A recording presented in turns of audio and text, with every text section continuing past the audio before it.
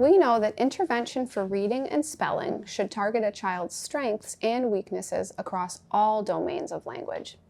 The Asha Wire article we talked about in the last sublesson specifies the importance of, and I quote, using a reading program that systematically teaches children phonological awareness, sound letter associations, orthographic patterns, that's spelling, morphological awareness, like we talked about, where they understand the little parts of the word that hold meaning, like re and redo, vocabulary, syntactic or grammar awareness, and narrative and expository text structures. So that sounds really intense, but don't let it overwhelm you. The article also discusses the importance of a team approach with many different professionals giving input. Some schools have reading specialists, special educators, school psychologists, and other professionals within the school. I encourage you to check in with the team at your child's school to see what program they are using, who can best support your child, and how you can best collaborate with the team to support your child at home. The reading program features that we just discussed mention systematically teaching kids phonological awareness.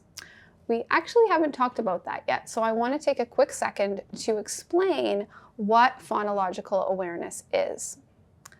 Some parents may have heard this phrase tossed around but not fully understand what it means. Essentially, phonological awareness is the foundation for learning how to read. It's not just knowing that B says B, but rather the ability to recognize and manipulate sounds. Rhyming, alliteration, where all the words start with the same sound, like Peter Piper pecked a peck of Peter Piper picked a peck of pickled peppers. Breaking sentences down into individual words, breaking words down into syllables, the ability to blend sounds to determine that d, a, g makes dog, or segment sounds, like being able to say that the word land is comprised of the sounds l, a, n, d. These all fall under the umbrella of phonological awareness. Check out the visual on the phonological awareness hierarchy.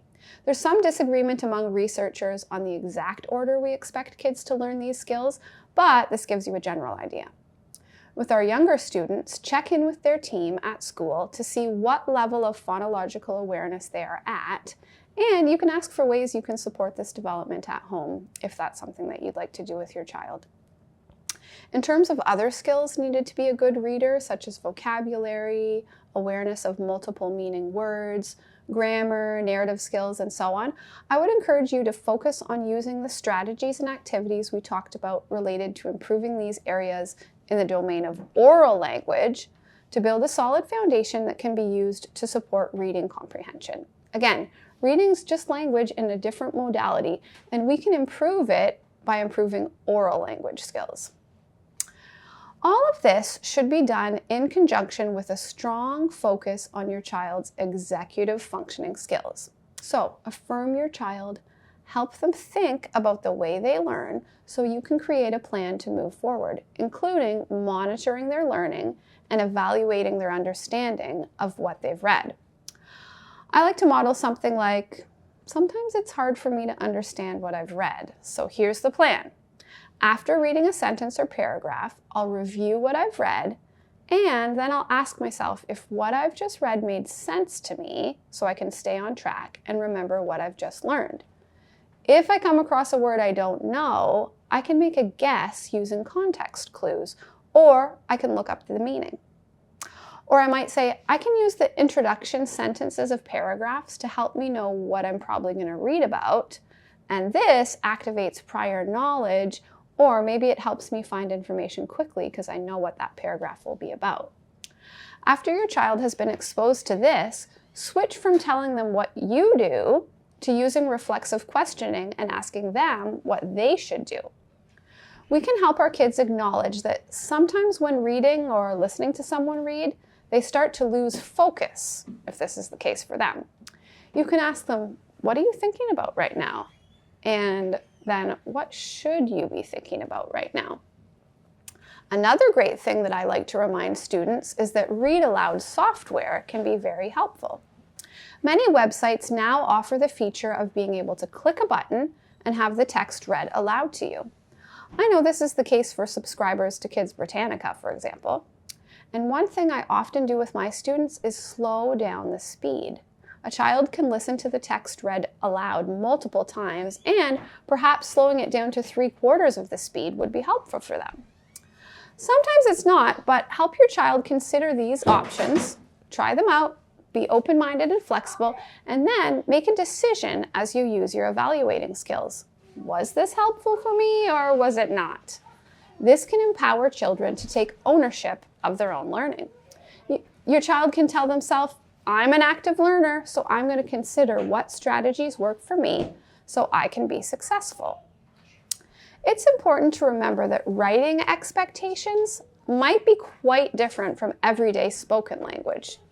Some of our kids struggle to understand expectations regarding being more formal in our writing than our speaking.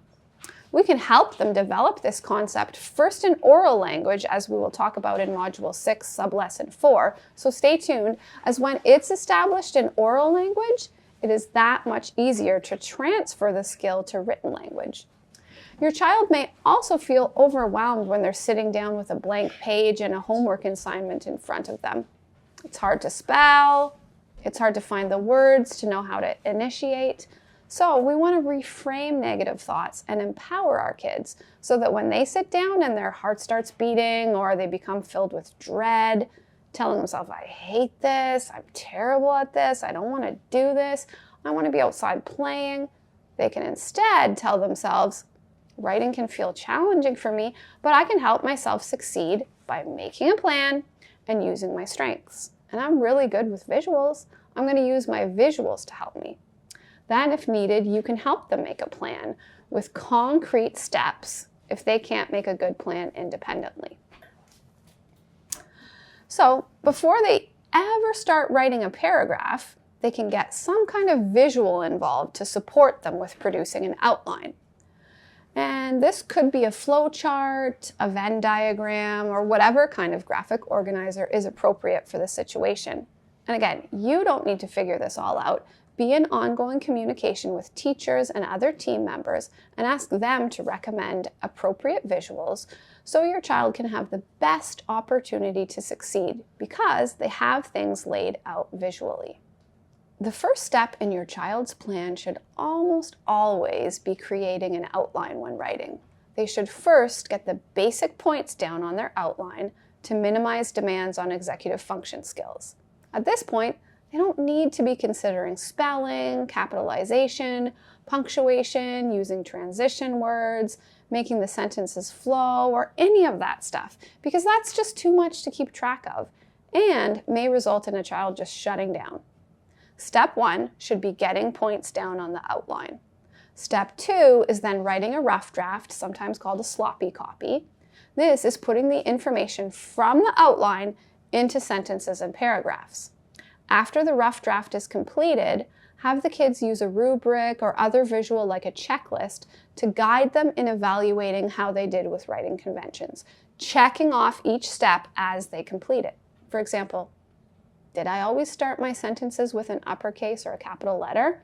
I will skim through my rough draft to check and revise as needed, and then I'm going to check that off my list when it's done.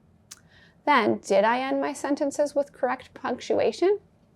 I'll go back and check, and then when I'm done, I'll check that off my list.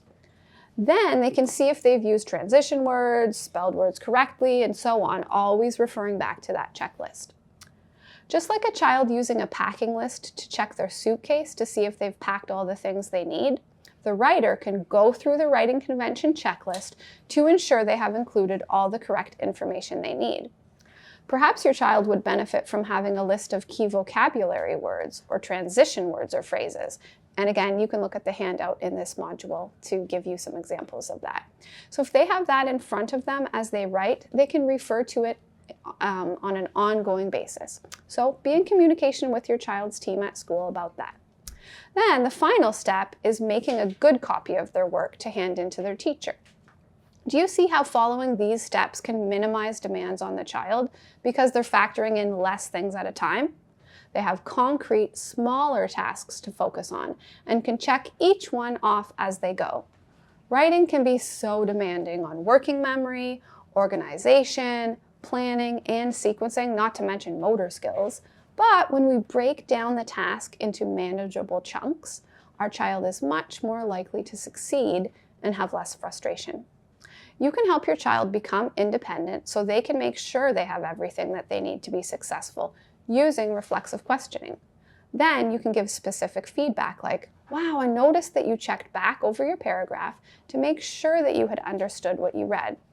Or you could say something like, I love how you noticed that you didn't understand what that word meant. You initiated on your own looking up similar words and substituting them in so that you could understand. You didn't just plow ahead getting more and more confused.